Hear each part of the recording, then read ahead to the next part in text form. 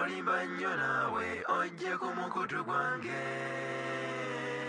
zempuliriza rediyo eyogera ebinnyumira kyenda kawummuza mukaaga Royal Farmer. Omuwuliriza waffe omulungi nkulamusaako n'enkwebaza gyonna gy'otusizaako emikono olunaku olwaleero. Amannya nze Sinandra Jab Ssennoga era tugenda bba twogera ku mulamwa gw'olunaku olwaleero mu show yaffe eno eya Weetangire. Tugenda bba tutunuulira obubenje ku makubo eyo gye tuyitira, era n'olunaku olwaleero nkuleetedde abakyala be tugenda obba nga tukubaganya nabo ebirowoozo olunaku olwaleero. Bengendo saba bakulamuseeko nga ntandika n'omukyala andi okumpi wano. Awuza baffe abalungi mbebaza okuwuliriza sheeno.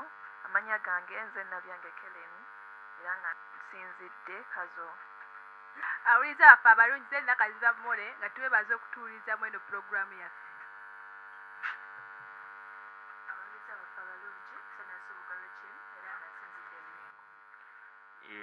Era abakyala be tugenda obba nga tutambula nabo okuva kati paka ssaawa zigenda kuba 4:00 kubanga otwegattako okubaganya ebirowoozo n'obaako ky'oteesa oba ky'owabula ng'oyita ku mikutu egya social media oba emikutu emigatta bantu.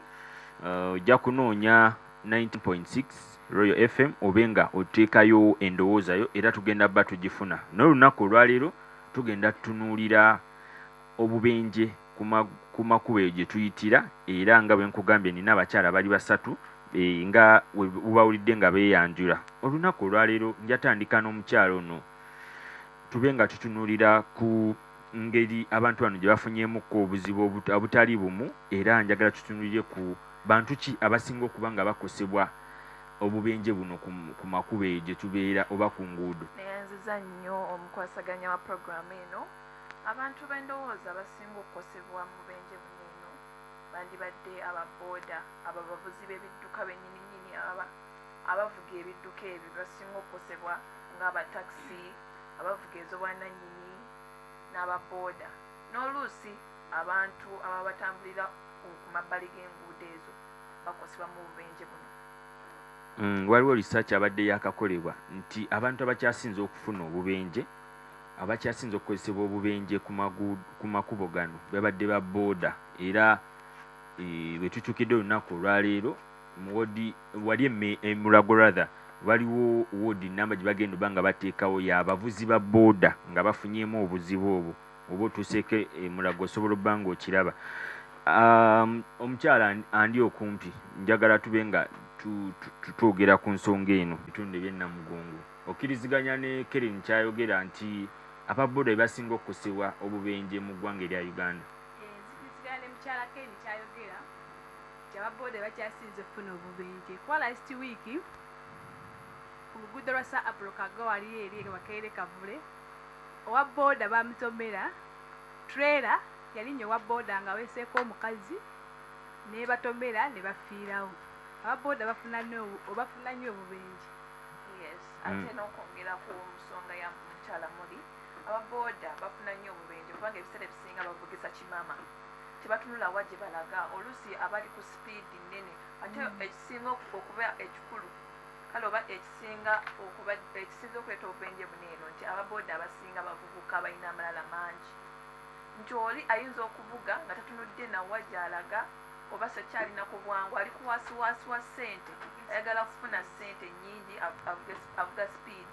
Kati wano waliwo incident eyaliwo waneno nali ku luguudo lwawa Lugala Masanafu. Owa booda takisi yagenda neeyimirira abantu basale ekkubo. Owa booda yava eri ng'ate ye yandibadde omuntu asookera ddala okukola ki okulaba abantu bano abasala ekkubo, naye ate yalinga atabalabe nabbalaba n'atomera omu ku bo n'agwa eri mwala nga tamulabye. Kati awo kyeŋŋamba nti booda be basinga okukola ki okukozinga obubenje buno eno ate be basinga okubwenyigiramu olw'obugayavu bwabwe.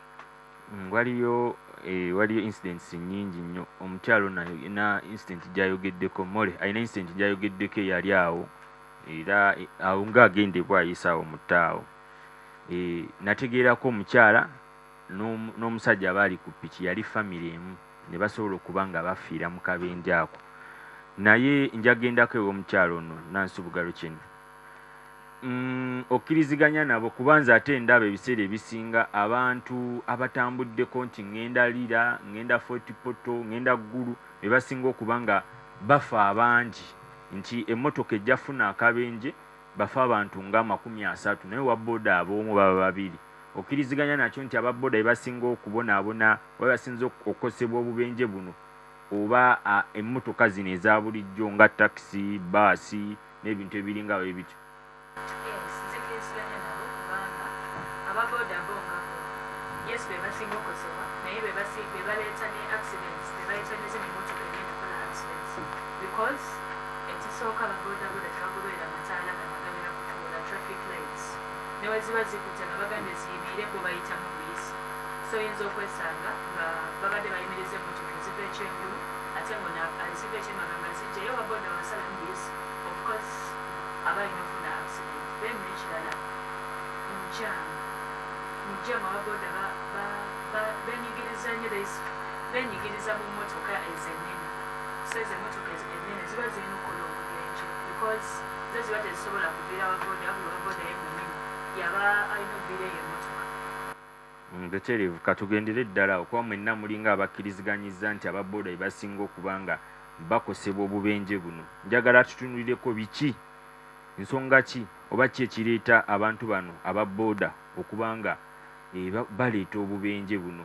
Tubyogeddeko of course tubikonyeeko buli muntu alina ensonga zaawadde naye bano ababooda bayinza okuba nga baganda baffe bayinza okuba nga bataata baffe twagala tumanye nga ntandika n'omukyala Keren olowooza ensonga ki ezireeta ababooda bano okuba nga bafuna obubenje njagala tugendere awo wennyini.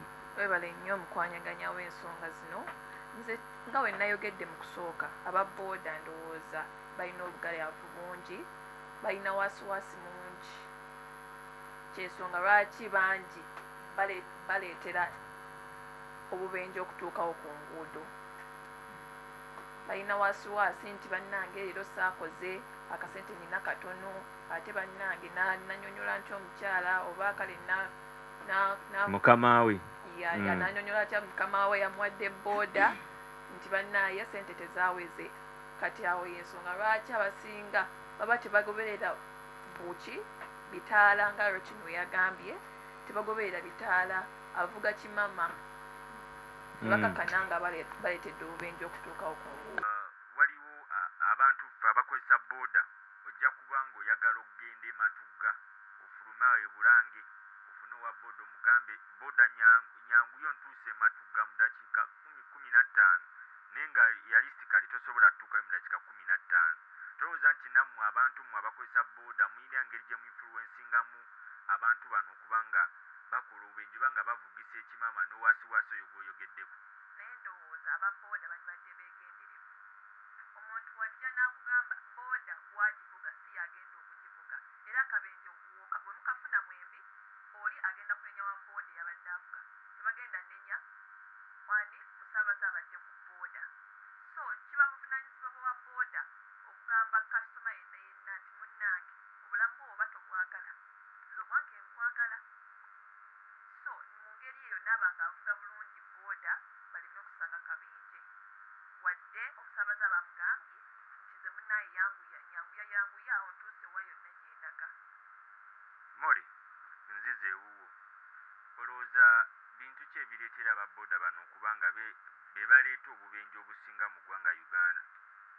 Ngamba ebintu ebireetera obubenje ababoodaboda okuzinga obubenje ababoodaboda abamu bagenda ovuga booda nga bamaze otamiira asooka mu kibaala oluva mu kibaala agamba kati kangende nkole ssente agenda otandika ovuga booda nga atamidde so banywa enjaga.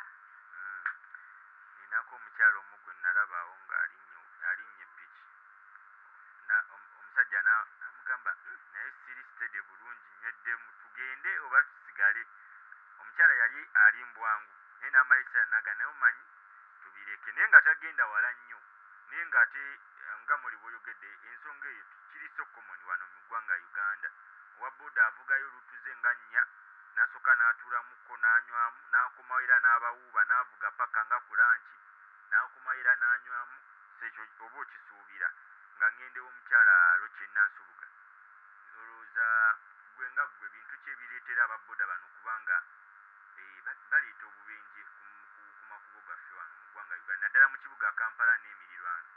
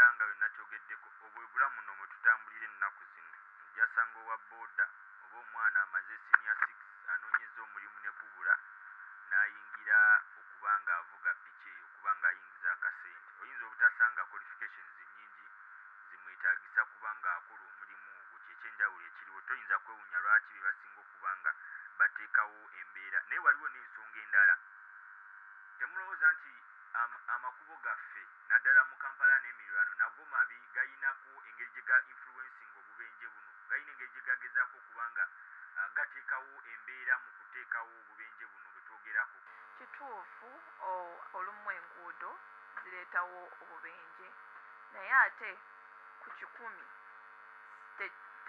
tekiri ku nguudo nti ze zireese obubenje wabula abantu abavuga emmotoka bennyini oluusi be baleeta obubenje obwo wadde nga n'enguudo nazo era zikoze kyamaanyi okuleetawo obubenje kiringa wano recently tureera yalemererwa okuyita kaki akaguudo kafunda waliwo akaguudo akali ku luguudo ndwerabidde naye tureera yalemererwa okuyitawo ate ne kakananga enyigiriza abali ku sayidi y'eno olw'ekinnya ekyaliwo yagenda nerinnya mu kinnya neremererwa okukivaamu kati ne luzinga balance negwa ku sayidi y'eno ate nga waliyo booda ne kakananga egigwiridde mukyala Moli ewammwe Namugonga ndoza amakubo tegayina buzibu naye tolowooza nti amakubo gayinamu engeri gye galeetamuko obubenje okwegatta ku nsonga ya kereni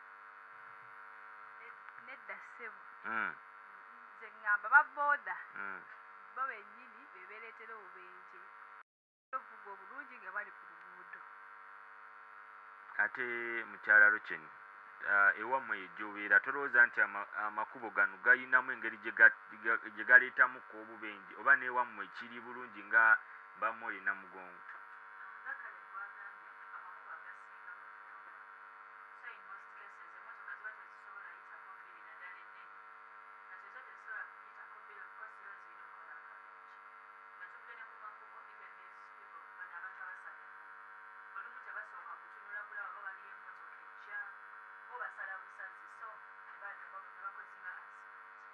yogedde ku nsonga eyo nina omukyala gwe nalabye olunaku olw'eggulo ng'asala ekkubo naye nga oyinza olowooza ali mu luggi ewuwe waka ng'olabira ddala bagenda mukoona era indidi bamukoonye naye nga kyabadde kisuubirwa nti naffe abakozesa amakubo gano oba oli awo tulina engeri gye tulemesaamu abalala abagakozesa okugakozesa obulungi wali ensonga gye mutakoonyeeko ababooda balina omuze ogw'okuyita ku pavement eno nze nali mmanyi pavement bano ffe abantu bano abatambuza ebigere ba pedestrians be balina okuzikozesa oba muli tebiriyo birikoma wano Mengo kantandika ewa Keren kyogamba ewammwe tolabayo babooda bayitira ku pavement nga bavuga ate we nagambidde nti balina buvunaanyizibwa oluusi abali ku wasiwasi nti omuntu ono nina okumutuusa kati nakakana ng'ayise mu kifo mwatalina kuyita nakakana ate ng'atomedde omuntu izo accident zetula Moi obe wammwe enamugongo teri pavement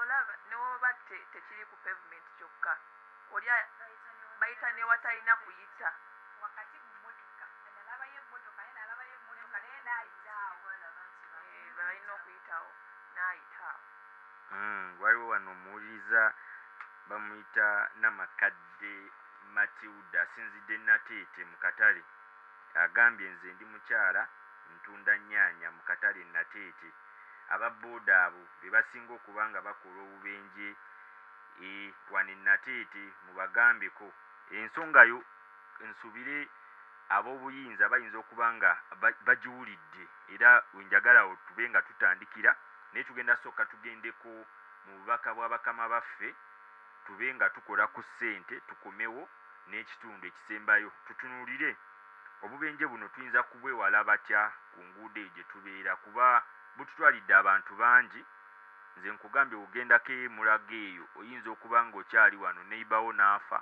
njogera ng'oli mu wodi za accident oba oli wano akuli okumpi n'afa n'obuuka obutanda nga bubiri n'akuddakawo naye n'afa oba oli awo oli nga bamuleese ng'ali mu mbeera etasobola nakukkiriza kubanga oli emmere Sinalajja Busenoga nze ali emabega w'omuzindaalo katsoke tube nga tukolako ku ssente then tube nga tukomawo n'ekitundu ekyokubiri olimba okisootya rediyo yange olimba nnyo naawe ojje ku mukutu gwange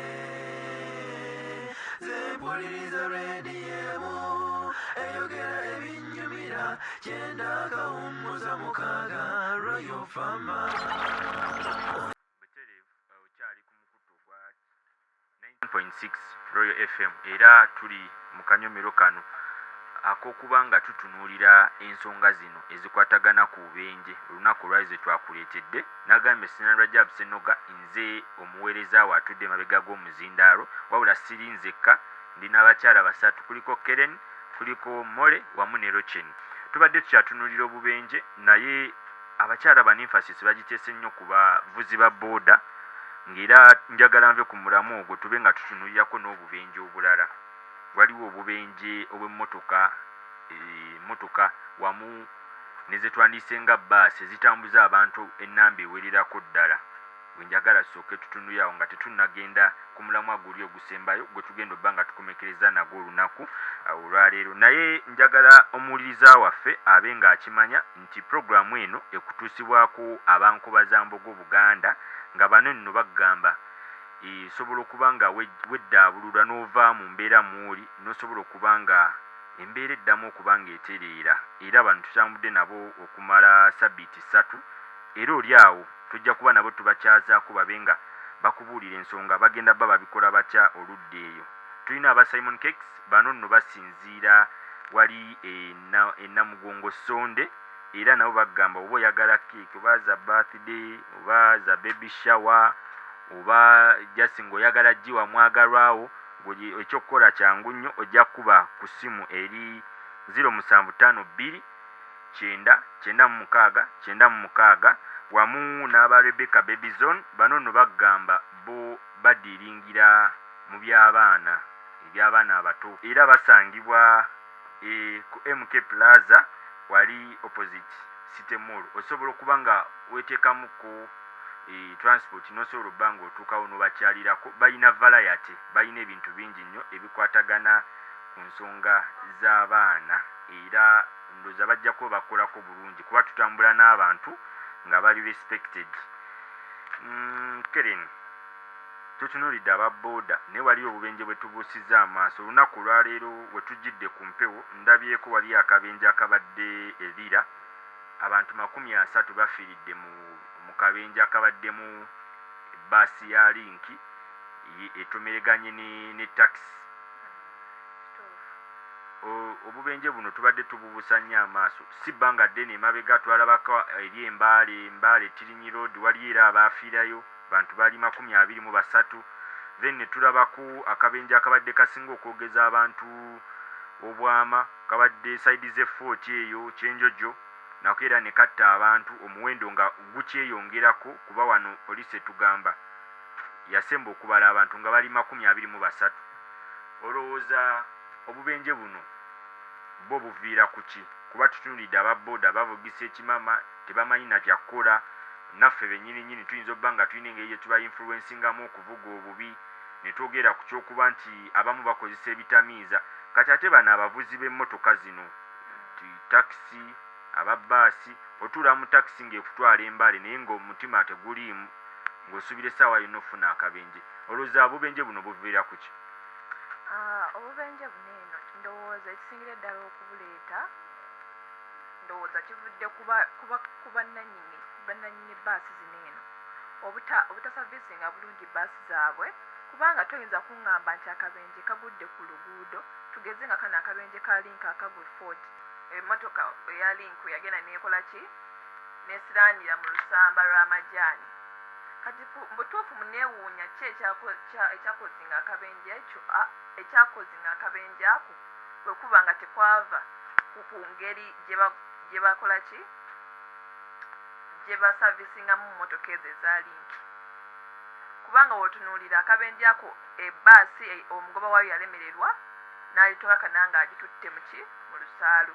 Abantu bangi ne bakakana nga bafudde, baalinga mu 20 nga wogambye 23. Tolowoozaamuko nti abantu bano era evukosa ensonga ntuufu nnyo kuba tomanya mmotoka gy'ovuga eri mu mbeera ki, naye nze ndowoozaamu nnyo ebiseera ebisinga abavuzi bano nabo bavuga engendo mpanvu ate nga beetaaga concentration ey'ekika ekyawaggulu.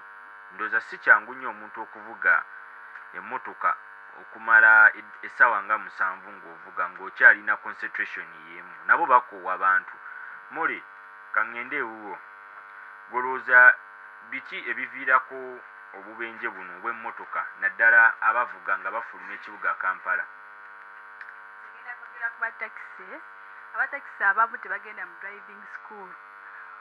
Abeera kondakita kasita driver wamuwaamu namugamba kigendereze emmotoka n'avugavugamukaawo, kondakita afuuka driver andika ovuga ku luguudo nga tamanyi mateeka akyagavuka oluguudo. Watuuka wali ebitala ayitawo buyisi, alaba kyaseredi fe okuyimirira ayitawo buyisi kuba tamanyi mateeka gafuga luguudo. Nga nve wammuli kaŋŋendeko ew'omukyala Rochin, olowooza obubenje buno buviira ku ki? Njagala tunule obubenje bw'emmotoka tuve ku bungi bwa booda kuba obwa booda ensonga zibaddewo nnyingi nnyo tuzoogeddeko. Obubenje buno olowooza ki ekibuleeta okuba nga abantu bafuna obubenje obw'emmotoka mu bitundu eby'enjawulo?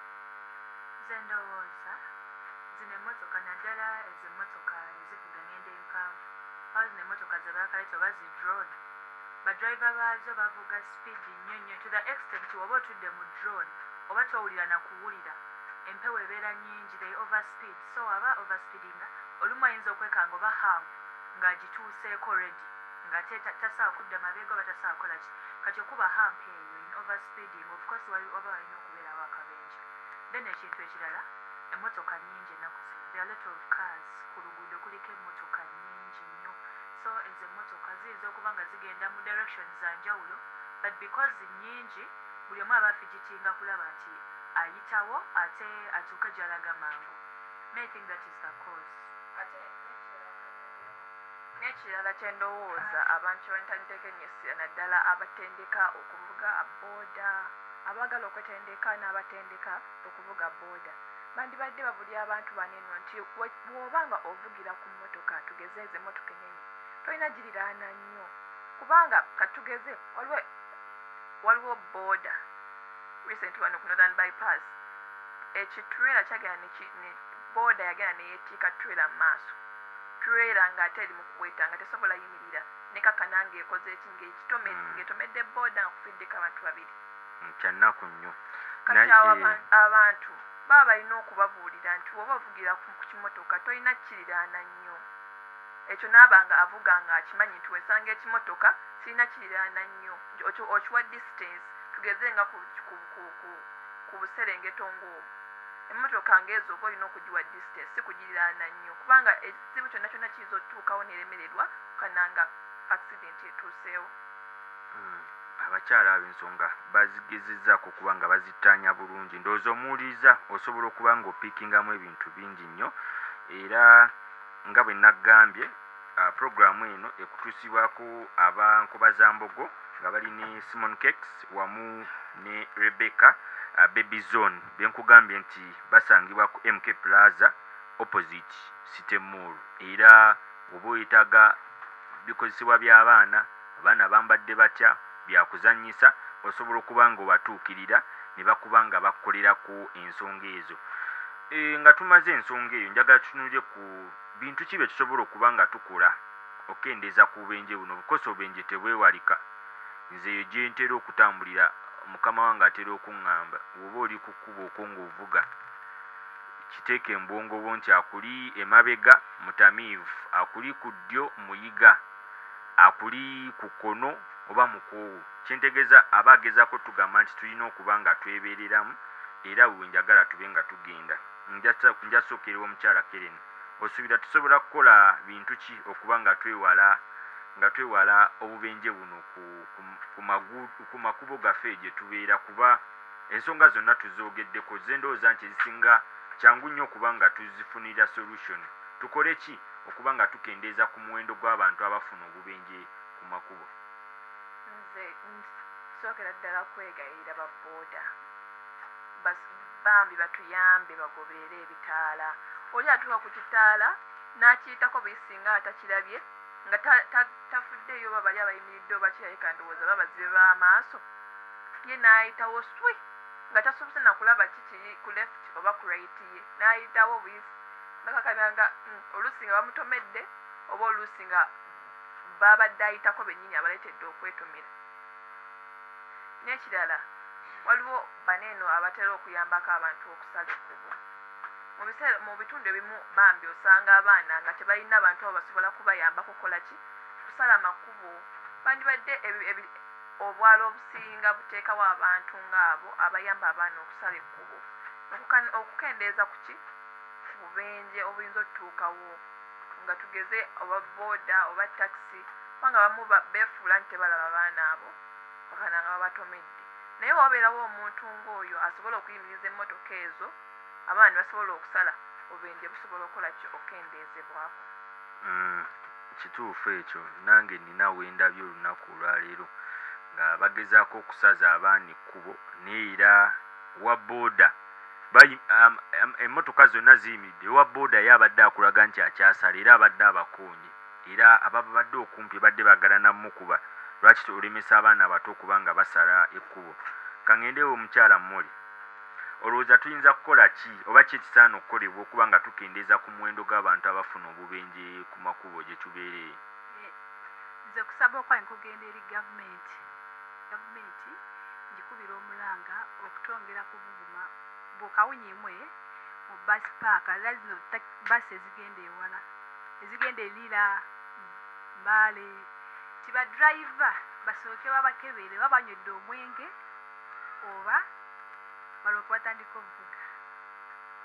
Waliwo omukyala amuyise Nakandi Keeti asinzidde ebitundu eby'ekabojja agambye abantu abavuga emmotoka ezitambula ewala basaana okuba nga babeerako webawummulira kuba bavuga distance mpanvu. Kyo kye nayogeddeko ekyokuba nti omuntu avuga emmotoka okumala essaawa nga 7 nga tawummudde oba oli awo n'ekyokuba nti kyetaagisa abantu okuba nga abavuga bali babiri nti ono waba akooyeemu aweemu n'omulala nti Keren waba akooye aweemu ne Rochen akole ki avugemu. Kangende wa omukyala Rochen Nansubuga olowooza tuyinza kukola biki okuba nga tukendeeza ku muwendo gw'abantu abafuna obubenje buno ku makubo gye tubeera? Nze ndowooza bano abantu abagaba these officials abali in charge okugaba permits si buli agenza osaba driving permit nti bagimuwa because most people basaba driving permits nga tebamanyi nakuvuga. Just because alina driving permit afunye omukwano gwe n'amuyigirizayigirizaamuuko ng'afuna booda ye oba ng'afuna emmotoka ye ng'ayingira mu luguudo.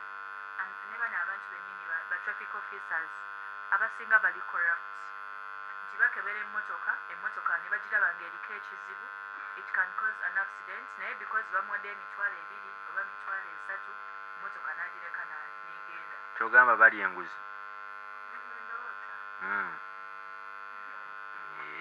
Awo kiyinza otegeerekeka kuba ng'omukulu omu yabadde agamba eggwanga lyonna lirina okuba nga liriko ebintu ebitatambula bulungi. Siyinza kwawukanamuko naye kuba ojjasanga ofiisa ng'akutte omuwe ssente, naye nze sikiwagira, omuwe ssente akuleka okole ki obe ng'ogenda ate nga n'enkeera obe ng'ojja mumusanga era omukola ekintu kye kimu. So ensonga ya Nansubuga ndowooza nsonga ntuufu, naye bekikwatako balina okuba nga ensonga zino bazeenyigiramu nnyo ddala. Njagala kgendako ewammole katono nnyo. Twogedde ku bintu bingi nnyo ebisaana okukolebwa, naye gwe tolowooza nti n'amakubo gano eba enguudo zaffe zino ziyinza obba nga kibulamu, nga ziba ziyinza okuba nga zeetaagisa okuba nga zitereezebwamuko, kuba waliwo ebifo byemmanyi wano mu Kampala nga oba oli shuwa walina obbaawo akabenje. Kati nga wali Emmengo wali eri waggulu nga Katale waliwo kalinga ka junction ene Wakaliga wali ava mu tawuni agende Nateete, waliwo n'ava eno gye tuli eyo. Awo tolowooza kuba olweggulo wabeerawo obubenje bungi nnyo, tolowooza nti waliwo ekisaana okuba nga kikolebwa awo wabe nga obubenje bukendera ne congestion ebeerawo naddala olweggulo ng'abantu badde ewaka, oba nga naawe ova wano mu studio olinako gy'olaga eyo naye ng'ogenda yitira awo nnyini. Mukulu Stanley kyogamba ekituufu, oluguudo lw'Emmengo lufu lwetaaga okuzimbibwa, naye nze gye nviira oluguudo lwaffe lw'Namugongo lufu nnyo, lulimu ebinnya. Kati last week wagwawo accident awo nga munnakiyanja, omusajja wa trailer yava eno nga n'erisonde bavuga emmotoka za buyonjo nga neyajja, waliwo ekinnya. Kati w'emmotoka y'obuyonjo yayagala kisala yagwa mu trailer awo wansi awo waliwo ekinnya kinene nnyo. So tukubira gavumenti omulanga esobole okuzimba bwe nasemba okuba eyo katono nnyo, bwe nasemba okuba eyo nalabayo eri omanga bayite batya Bukeerere. Simanya ekkubo lyeyo baalikola kuba ndudde oyitirayo. Kibadde bandukira lulimu enfuufu nnyingi, ebinnya, enkuba weetonnya amazzi gakola ki galemaga gerembeka. Naye ewammwe eyo mulonda mulina abakulembeze era bye baba gye bali babakolera biki? Abakulembeze gye bali naye bakola mirimu gyabwe gye bali abakulembeze.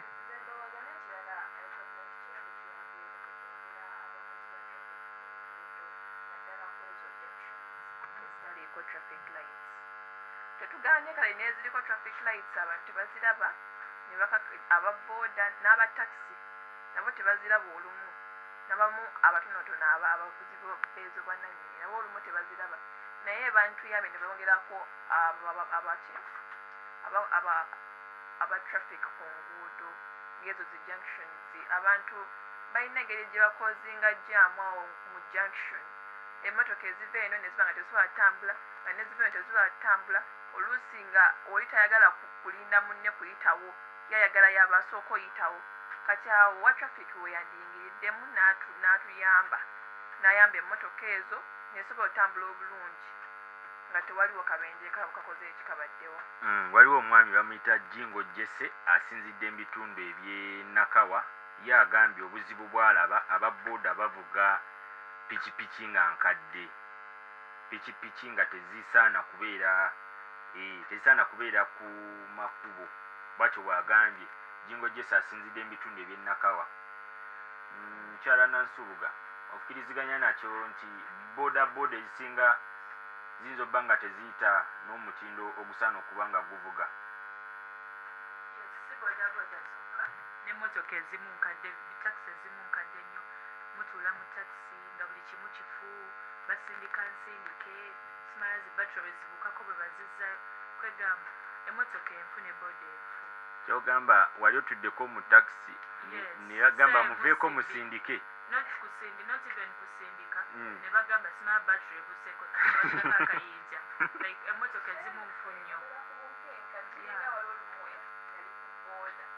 neninya boda nga ndowooza namu musajja nagamba nga tulinnya boda twambuka awo ku menga awo bakuli tuyisa ebakuli twambuka nga bowa boda nga esooka kola ngaesooka esikatira ngamba sooka oveeko nga sooka agiwunzika nga ayiwako amazzi ku battery ngesooka ngeerumbujja omuka nga banaye kino kye nalinnye nga saagyayo neemuka maze yeesunfudde kati nga ngamba tuddeko nga ngamba banaye wano tetukola akabenje olaba battery ogiwako amazzi neevaamu omukka omanya boda nkadde nzibu nagamba banaye omanyi sente zo ziizino eno sijja kufiira bwereere kwegamba boda ne bavuga nga nkadde olina avuga boda nga teriimu mukka naye ngaakulaga atwala omusaabaze oluusi nga tusana babiri ssaalongo nga ye akulaga atisse kyokka teriimu mukka kati newevuze moloke niwesikatira mu kkubo ng'ate waliwo evaayo emabega ku sipiidi yaayo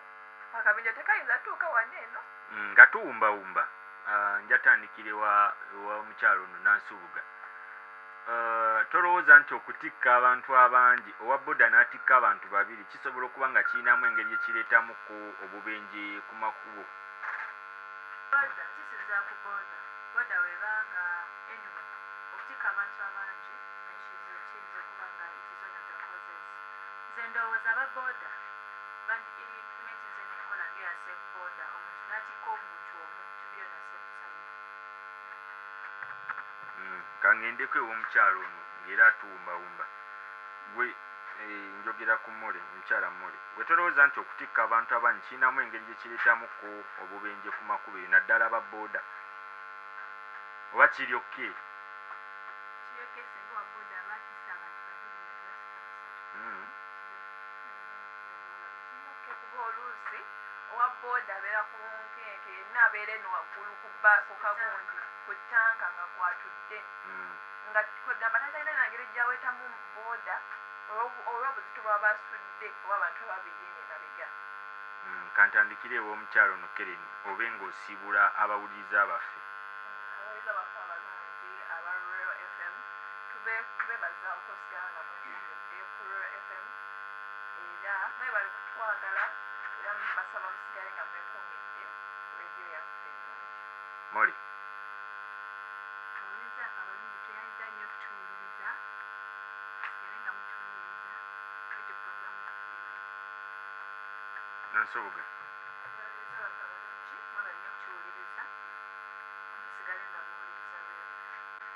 nga bwe nkugambye mbadde Sinan Rajab Ssennoga era olunaku olwaleero nkoze oba nkyazizza abakyala bano okubadde omukyala Keren abadde eyasoosewo then omukyala Mole okusinziirako mu bitundu eby'Namugongo wamu n'omukyala Nansubuga Rochen era nkusuubiza ne sabbiiti ejja tujja kuba nabo tube nga twogera ku nsonga endala nnyingi nnyo omukutu nkugambye gwa 90.6 Royal FM era akalimiko tekalina kuba nga kavaawo mukama bankumire paka sabbiiti ejja nze Sinan Rajab Ssennoga olimba okisookya rediyo yange olimba nnyo naawe ojje ku mukutu gwange ze mpuliriza rediyo emu eyogera ebinnyumira kyenda kawummuza mukaaga Royal Farmer